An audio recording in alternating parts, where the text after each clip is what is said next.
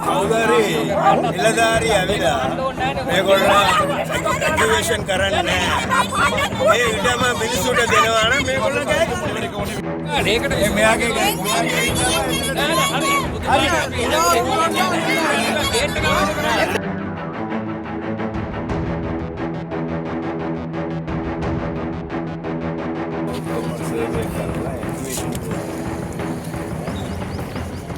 கிளிநொச்சி பச்சிலைப்பள்ளி பிரதேச சபை எல்லைக்குட்பட்ட யக்கச்சியில் உள்ள 4வது இலங்கை மின்னியந்திர இராணுவ முகாமில் 17 பொதுமக்களுக்கு சொந்தமான நிலத்தை அளவீடு செய்வதற்காக திட்டமிடப்பட்டது.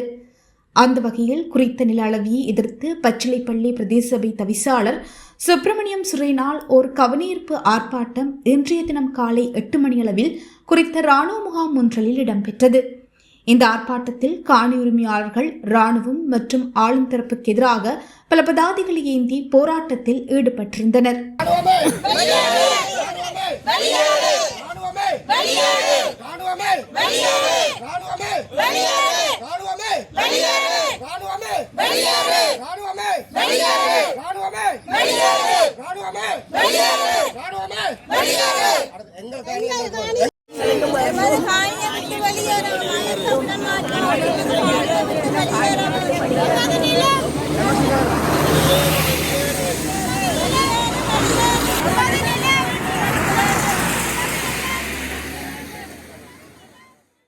அதன் தொடர்ச்சியாக பச்சிலைப்பள்ளி பிரதேச அபிவிருத்தி குழு தலைவர் மற்றும் கிளிநொச்சி மாவட்ட அபிவிருத்தி குழு தலைவர்களின் வேண்டுகோளுக்கிணங்க இந்த அளவீட்டு பணிகளை மேற்கொள்வதன் மூலம் நில உரிமையாளர்கள் தங்கள் நிலங்களை இழக்க நேரிடும் என்று கூறி குறித்த அளவீட்டு பணியினை தற்காலிகமாக இடைநிறுத்தம் செய்யப்பட்டு வைக்கப்பட்டுள்ளது.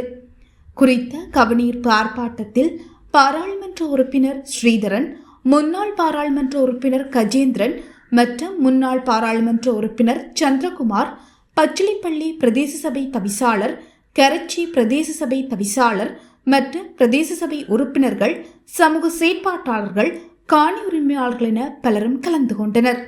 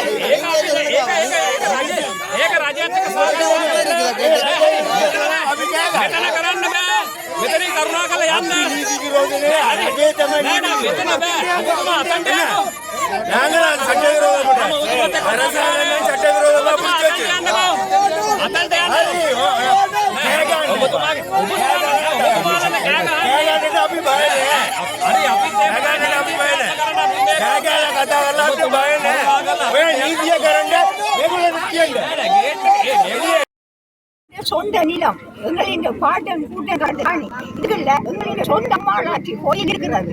எத்தனையோ பேர் சேர்ந்து இந்த பங்காளர் எல்லாம் சேர்ந்து வைகாசிக்கு நாங்கள் பொங்கி எல்லாம் செய்து சந்தோஷமாக வாழ்ந்த நிலம் இந்த நிலம். இந்த பங்காளர் முழு பேரும் சேர்ந்து எல்லாரும் இருந்து பொங்கி சந்தோஷமாக கும்பிட்ட நிலம். இந்த அம்மாளாட்சி இந்த நிலம் உங்களுக்கு வேணும். இந்த இது எல்லாருக்கும் புரியாது. இந்த